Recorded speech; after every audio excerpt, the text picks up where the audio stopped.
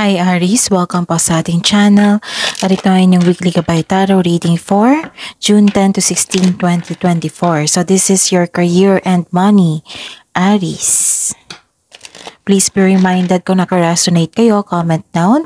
Kung hindi kayo naka-resonate, ibigay niyo po sa iba kasi channel reading po ito.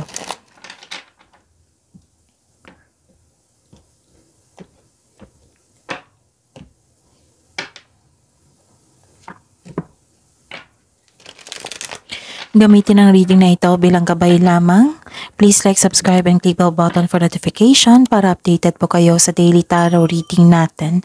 Maraming salamat po.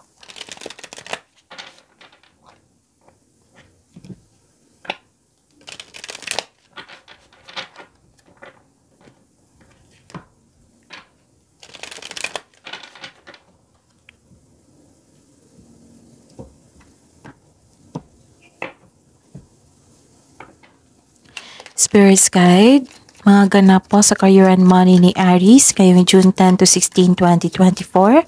I need 3 cards po.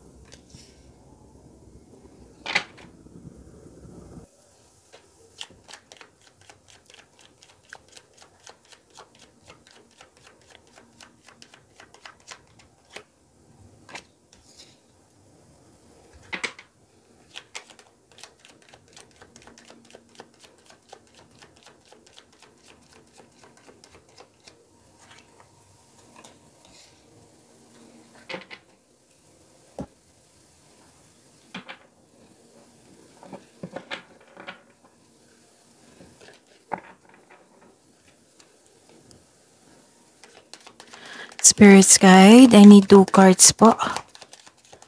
Para kay Aries, ngayong June 10 to 16, 2024, message po sa career and money nila.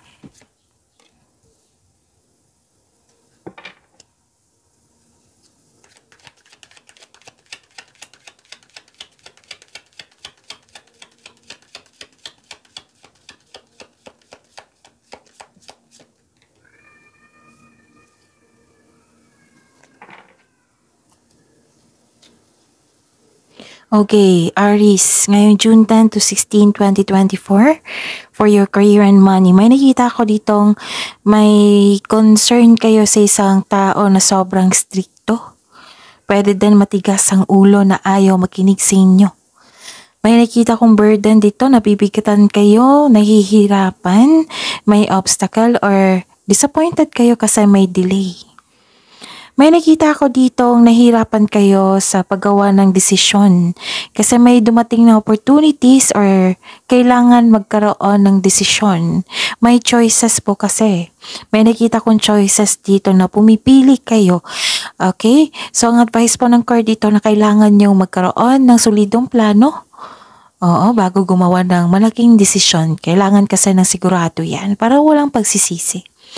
And nakita ko dito na yung nagpaplano kayo na set A, plan B. Kung hindi mag-work yung plan A, plan B, ganon. May nakita po ako dito. So this is opportunities po na kailangan yung pumili at magkaroon ng malaking desisyon. And this is good kasi at the end of the day, may nakita akong good karma and good luck. Yes, may success po. Nakatadahan na po to sa inyo. May nakita ko ditong naka-receive kayo ng tulong, pwedeng rewards, awards, or tulong.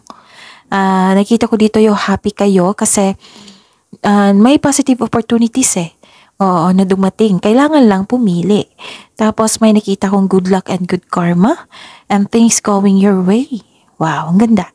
And ang message po para sa inyo is social status. You will reach the heights of fame and society. So this is the clarification of your card here. Diba ang sabi ko kanina sa inyo dito na may rewards, awards, fame. Tapos may paalala lang po dito na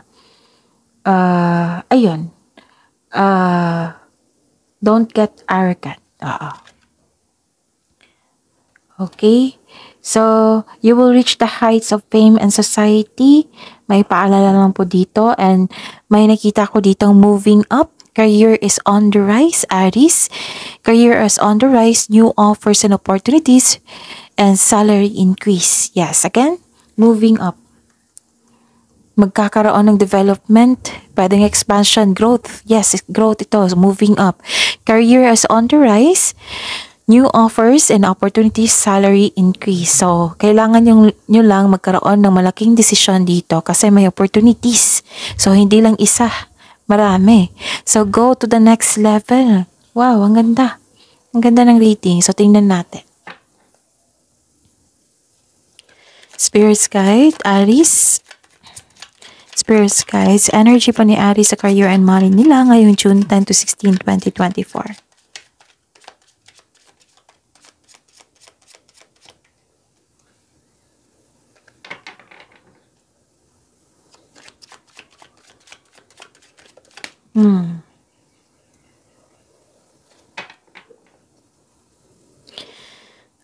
By the way, Aries, panoorin niyo po yung Daily Gabay Tarot reading niyo for June 7, 8, 9. Kung may naulit po ngayon sa mensahe, meaning to say some of you hindi nakinig sa inyong intuition or it might be in disconnection sa inyong intuition.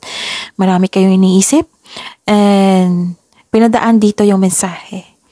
Meaning to say, pinupush kayo ng course nyo na kailangan nyo bigyan ng atensyon, solusyon, action. Tapos, maaring humingi kayo ng guidance sa universe at binigyan kayo ng mensahe sa pamamagitan ng intuition at sa inyong cards nyo dito na kailangan nyo talagang bigyan ng solusyon. For example, naakala nyo maliit lang na bagay, maliit lang na problema, pero kung hindi nyo bigyan ng atensyon yan, lalaki po yan. So, bigyan nyo po ng solusyon. Okay, for example, humingi kayo ng guidance and dito yung mensahe, andito po yung mensahe. So, pinupush kayo na kailangan yung bigyan ng atensyon yan, solusyon, kasi may makukuha kayong learning dyan sa inyong journey. Okay? At sa mga suki ko dito na Aries na parating humingi sa akin ng gabay, monthly gabay tarot reading. So, nais kong ipaalam sa inyo na open na po yung June 2024 monthly gabay tarot reading nyo po. So, PM nyo po ako for schedule. At sa mga bago dito na gustong gustong magpa-reading. Oo, andito po yung sa baba, sa description box mismo nakalagay yung link. I-click nyo po yung link na yan para ma-message po ako for inquiry and for booking. Okay? Maraming salamat po. So, yun. Nakita ko dito, Aries, nakikita ko dito, may nakita akong happiness and fulfillment. Ang ganda. Happiness and fulfillment. This is the clarification of your cards here and here.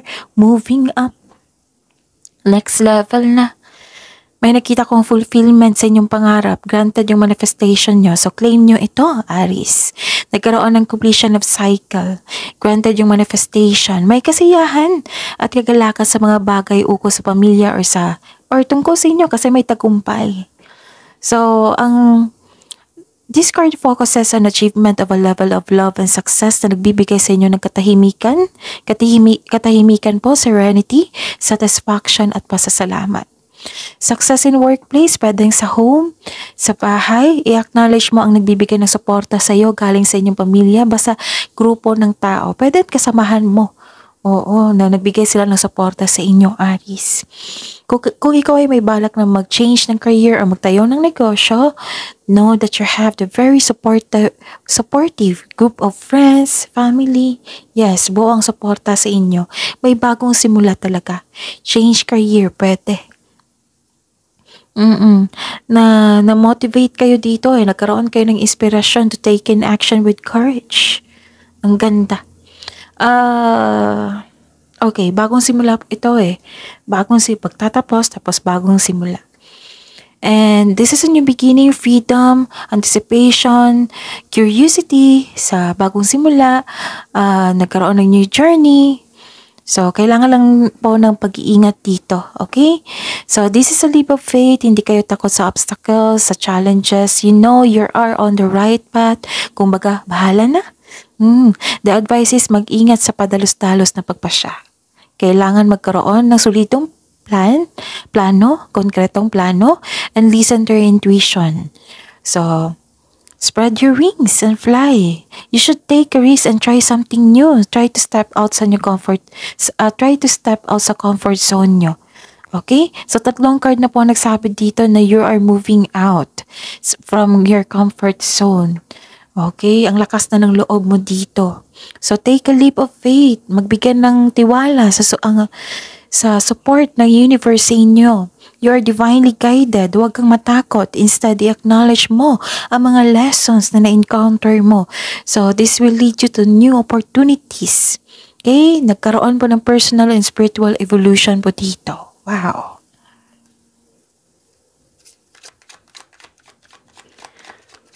Blessings po. Possible blessings na ma-receive ni Aries ngayong June 10 to 16, 2024 sa career and money nila.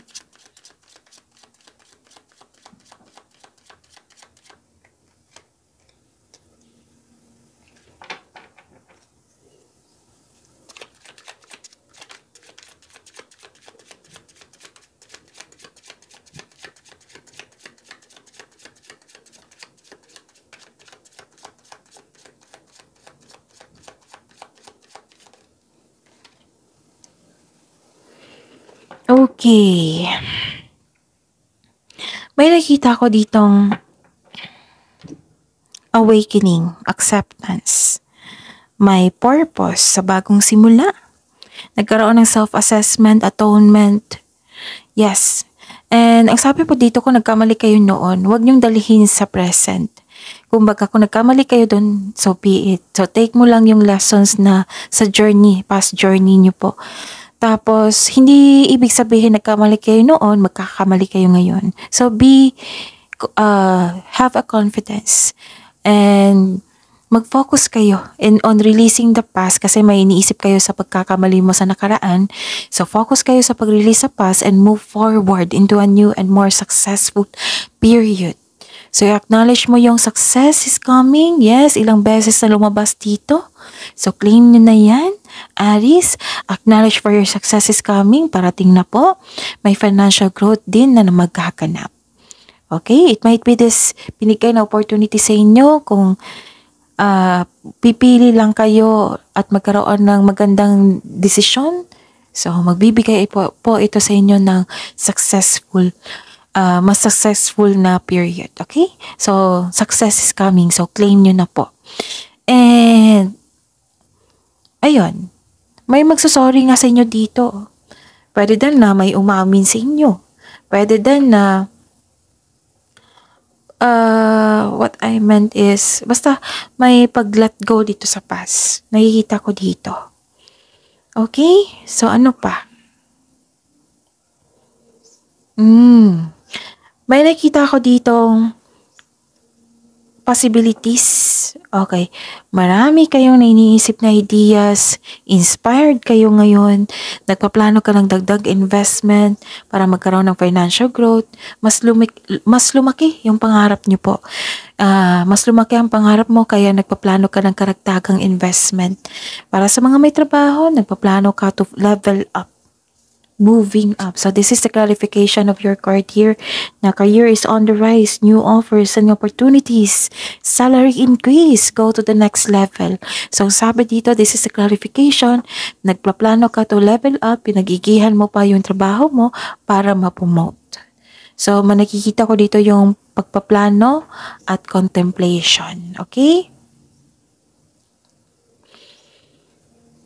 Challenges pa na ma-overcome, Spirit Guide, challenges pa na ma-overcome ni Aries ngayong June 10 to 16, 2024 sa career and money nila.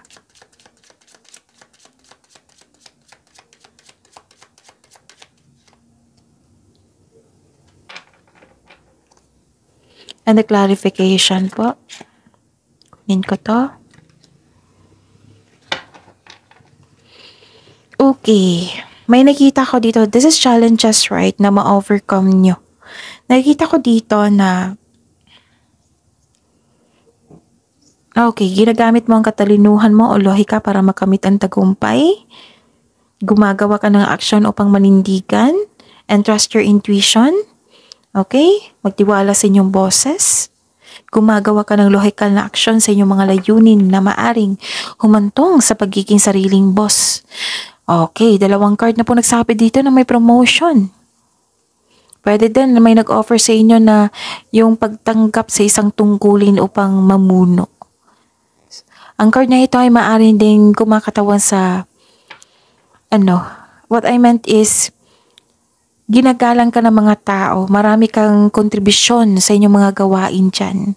So, nagkaroon ng recognition din na kasi malaki ang tulong mo sa sa trabaho mo dyan, Aries. Tapos, maaaring nasa daan ng mabuting balita sa mga legal na usapin po. Yes. And, may nakita ko ditong naging workaholic ka. So, may paalala po ang card niyo po dito na naging workaholic po daw kayo. Masipag nga, pero lacking po yung rest. Oo. So, kailangan nyo ng tamang pahinga. So, our health is wealth po. Kaya mag-ingat. Kailangan ng tamang pahinga dito. Pwede din na nagkaroon kayo ng toxic boss or toxic co-worker. Okay? So, nagtitiis kayo. Ito yung challenge sa inyo. Don't worry, ma-overcome nyo yan. Spirit guide, mensahe nyo pa para kay Aries. Ngayong June 10 to 16, 2024 sa career and money nila. Kunin ko to.